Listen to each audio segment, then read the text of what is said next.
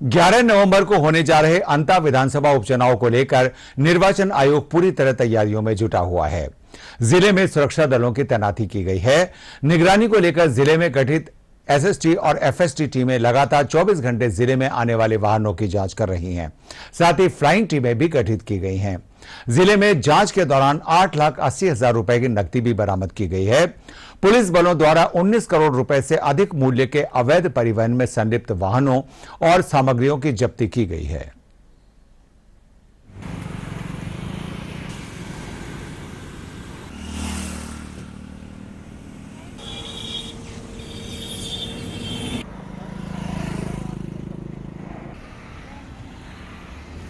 अक्टूबर से अंता विधानसभा उपचुनाव की घोषणा के साथ ही आदर्श आचार संहिता जिले में लागू हो गई थी। उसके साथ ही हमारी फ्लाइंग स्क्वाड ये सक्रिय हो गई और अधिसूचना की तारीख से हमने एसएसटी भी एसएसटी के बना दिए हैं। वो टीमें भी सक्रिय हैं। कुल 9 टीमें दोनों एसएसटी और एफएसटी की हैं। 3 रिजर्व टीमें भी कार्यरत हैं। जो भी चुनाव है स्वच्छ, पारदर्शी और धन बल के प्रभावित नहीं हो, इसके लिए ये रात दिन ये राउंड द क्लॉक ये कार्रवाई करती हैं। इसके अलावा हमारी एनफोर्समेंट एजेंसीज हैं, जिसमें पुलिस है, माइनिंग है, आबकारी है, नारकोटिक्स है, इनके द्वारा भी ये कार्रवाइयाँ की जाती हैं ताकि इन चीज़ों का जो इन्फ्लुएंस है वो रोका जा सके। दिनांक 13 से लेकर के 21 तारीख तक नाम निर्देशन पत्र दाखिल किए गए। अंता विधानसभा में कुल इस बार 32 नॉमिनेशन फॉर्म भरे गए और कुल प्रत्याशियों की संख्या 21 थी। समीक्षा के दौरान एक कैंडिडेट का नाम निर्देशन पत्र खारिज हुआ है। वो कैंडिडेट है उर्मिला जैन, क्योंकि उन्होंने अपना नाम निर्देशन पत्र कांग्रेस से भरा था और वो उस नाम निर्देशन पत्र में उनको एज ए सब्स्टिट्यूट कैंडिडेट उन्होंने अपना फॉर्म दाखिल किया था। क्योंकि कांग्रेस का मुख्य अभ्यर्थी प्रमोद जैन का फॉर्म फाइनली सेलेक्ट हो गया था, इसलिए उनका नाम निर्देशन पत्र खारिज किया गया है। और इस समय अंता विधानसभा उपचुनाव को लेकर इस समय हमारे साथ जुड़ रहे हैं हमारे संवाददाता विपिन तिवारी। आइए उनसे जानते हैं क्या स्थिति है अंता विधानसभा की। विपिन जी, क्या आप हमें सुन सकते हैं? हमारे जी विपिन जी, जबकि अब अंता में नामांकन की जो प्रक्रिया है उसको पूरे हुए 2-3 दिन बीत चुके हैं। अब पूरी स्थिति स्पष्ट है कि नामांकन को लेकर के, प्रत्याशियों को लेकर के क्या माहौल है अंता में इस विधानसभा उपचुनाव को लेकर?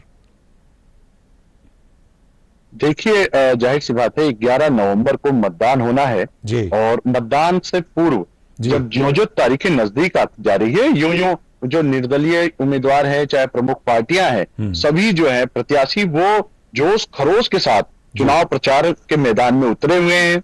हर प्रत्याशी जो है जीत की आशा को लेकर चुनाव मैदान में प्रचार कर रहा है, लोगों के बीच जा रहा है। लोगों का समर्थन भी कई प्रत्याशियों को, लोगों को मिल रहा है। तो जाहिर सी बात है, जो भी चुनाव में प्रत्याशी होता है जीत की आशा को लेकर ही खड़ा होता है, लेकिन जनता का समर्थन जिसे मिलता है, मत जिसे मिलता है, वो एक ही विजेता होता है। लेकिन ये चुनाव मैदान बड़ा रोचक होता जा रहा है, क्योंकि यहाँ भाजपा कांग्रेस के साथ साथ निर्दलीय प्रत्याशी भी हम जानना चाह रहे थे के साथ मैदान में उतरे हुए जी। मुख्य जो राजनीतिक दल हैं उनके साथ में जो निर्दलीय प्रत्याशियों में कुछ प्रमुख प्रत्याशी जुड़े हुए हैं, क्या आपको लगता है कि इससे मुकाबला त्रिकोणीय या चतुष्कोणीय होने की संभावना है और हमारे सामने बहुत ही रोचक चुनावी नतीजे, चौंकाने वाले नतीजे आ सकते हैं? देखिए, ये 20 सालों से बीते जब 4 विधानसभा चुनाव हो चुके हैं, इस सीट पर हमेशा से भाजपा और कांग्रेस दोनों ही पार्टियों के बीच मुकाबला रहा है। लेकिन पहली बार निर्दलीय प्रत्याशी के तौर पर यहाँ नरेश मीणा मैदान में है। नरेश मीणा 2 बार चुनाव लड़ चुके हैं और अच्छे मत उन्होंने दोनों बार निर्दलीय चुनाव में हासिल किए हैं। साथ ही भाजपा से बागी पूर्व विधायक बारा के रामपाल मेघवाल वो भी मैदान में है। तो ऐसे में कह सकते हैं कि बड़े चेहरे जो है इस अंता के रण में उतरे हुए हैं और सभी जोश खरोश के साथ मेहनत कर रहे हैं अपनी जीत को लेकर। लेकिन इन निर्दलियों की वजह से भाजपा कांग्रेस जिनके बीच ये मुकाबला हमेशा होता आया है, उनकी मुश्किलें बढ़ी हुई है। जो उनका जातिगत समीकरण ले लीजिए या फिर उनका जो मूलतः वोट बैंक था वो कहीं ना कहीं उनको खिसकता नजर आ रहा है। इसलिए दोनों पार्टियों में जो है वो बेचैनी छाई हुई है। लगातार जो है वो दोनों पार्टियों को अब ज्यादा मेहनत करनी पड़ रही है, क्योंकि सभी समीकरण जो थे पार्टियों के जो अब तक बनते थे या जिन पर चुनाव लड़ा जाता था वो बदल चुका है। क्योंकि अगर आप कहें तो मुद्दों की बात कह लीजिए, यहाँ जी, इस समय क्या प्रमुख मुद्दे हैं जिन मुद्दों को लेकर के इस समय अंतः विधानसभा चुनाव, जो उपचुनाव में जो मतदाता है वो प्रभावित कर सकते हैं?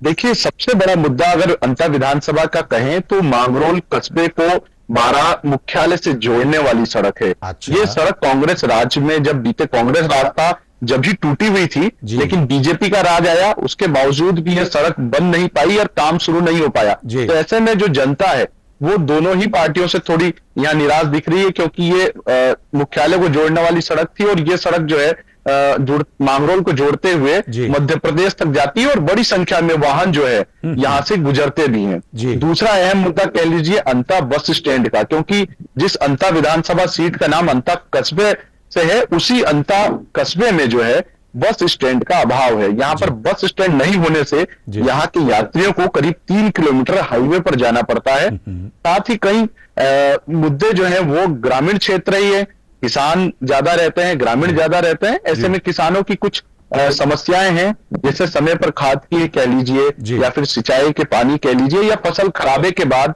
मुआवजे की कह लीजिए। तो ऐसे में किसानों के भी जो हित के चीजें हैं वो भी यहाँ अहम मुद्दे रहने वाले हैं। साथ ही पेयजल या सड़क या बिजली, ये सामान्य मुद्दे हर जगह मिलते हैं और छोटे छोटे जाहिर सी बात प्रभावित भी करते हैं चुनाव के परिणामों को।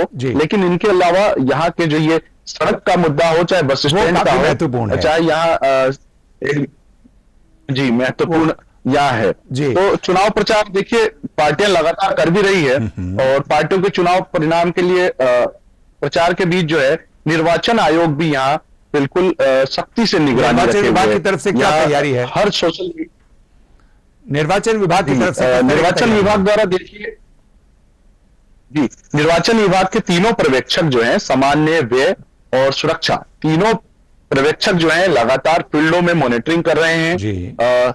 और साथ ही जो जिला प्रशासन के जो कार्मिक है, सुरक्षा दल बनाए गए हैं, एसएसटी कह लीजिए, 9 एफएसटी है।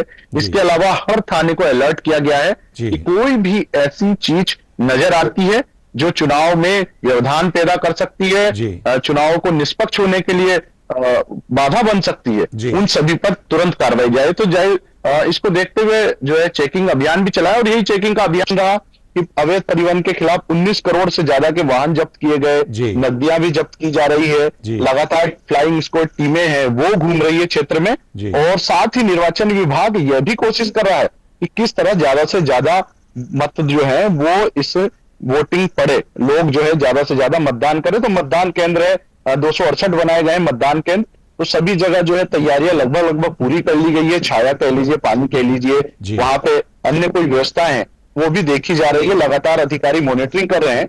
तो जाहिर सी बात है निर्वाचन आयोग का यही है कि कैसे शांतिपूर्ण निष्पक्ष मतदान हो। और